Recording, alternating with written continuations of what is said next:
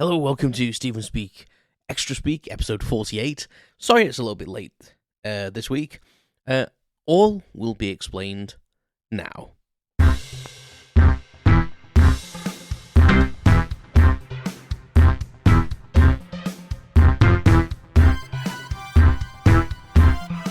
Welcome to Stephen Speak, Xtra Speak.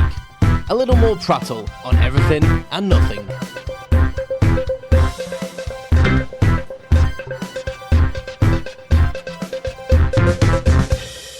Welcome to Xtra Speak. Thank you very much for joining me today. Wherever you are, wherever you're listening, thank you. Make contact. I keep saying this, make contact. It's a very lonely process being a podcaster. There's very little feedback from the audience that listens to me. So please, hopefully, positive feedback. But let me know, if there's anything I can improve, let me know. So this week's episode, kind of explains why this episode is like a day and a half late, and my main episode was, I think, 2 days late because I thought I'd upload it and I hadn't. But my brain has been a bit all over the place this weekend, and mainly because my wife was going to a hospital on Monday just for like a routine, semi-routine scan, just check her health with her cystic fibrosis, and she's been feeling under the weather, so she's on IVs now, so intravenous drip. Intravenous medication for treating an infection, which is kind of standard for a CF person, to be honest.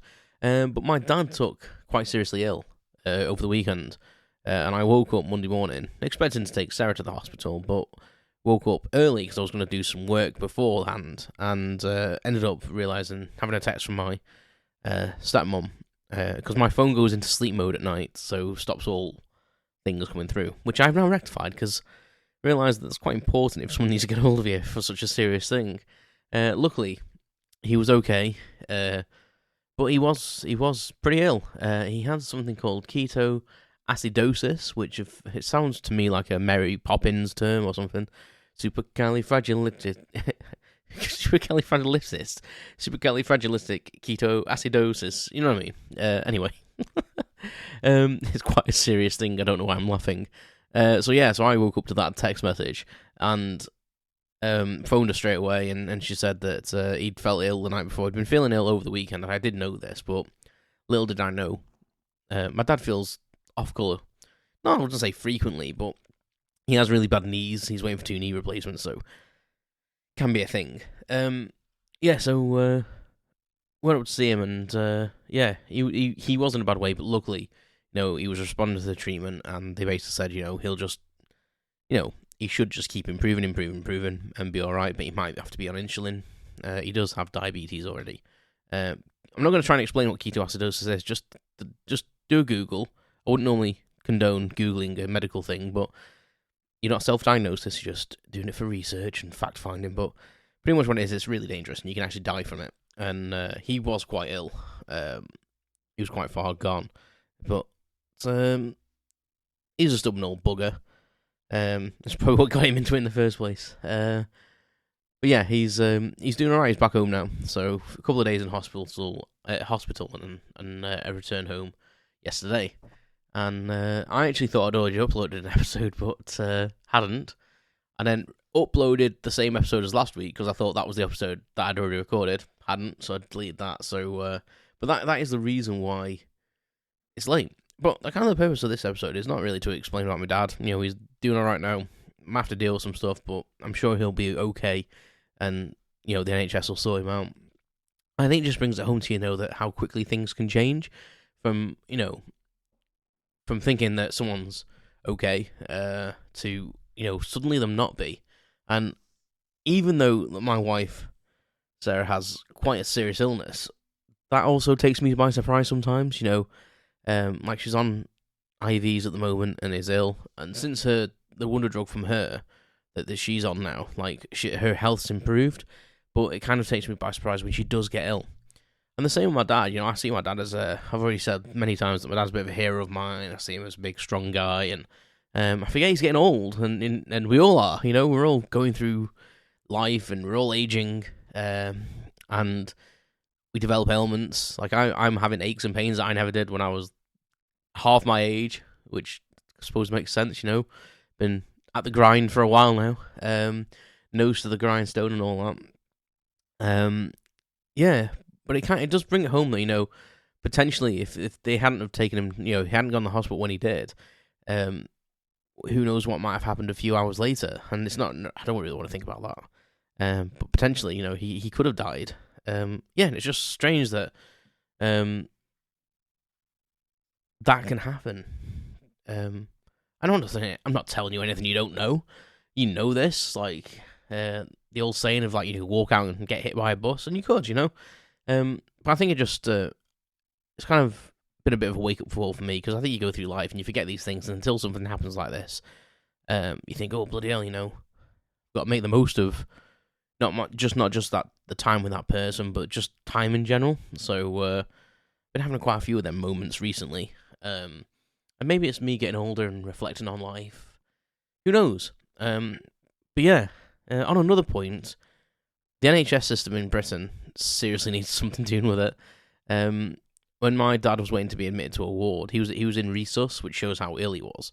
And then they were waiting to bed, basically, for a ward, and there was 80 people waiting for a bed on a ward, and it was quite scary to see how under strain the A&E department were. There was people on beds everywhere. The waiting rooms were full, and they've just had a bit of a refit at the one in Crewe. So I don't really know what's going on with it, and I don't want to speak out of turn, but I feel like, I don't know, sometimes you feel like there's enough staff and it seems like there's enough people there to do the things they do, and I don't know what that process is, but I feel there must be something wrong with some sort of process, and how they categorise people, or is there too much process, or is there not enough staff? Is that a genuine thing, or there's too much process so there's not enough staff? I don't know, but it was kind of scary the other day, seeing people. I say, luckily my dad was in, say luckily, weird sort of lucky, but he was in resource in a little side room, getting, with a dedicated little team for him, but walking back and forth when I was going to the shop to get him drinks and coming back and doing visiting while he was in the A&E, it was scary seeing all these people in beds in all the corridors and seeing how full the waiting room was. It was quite mad.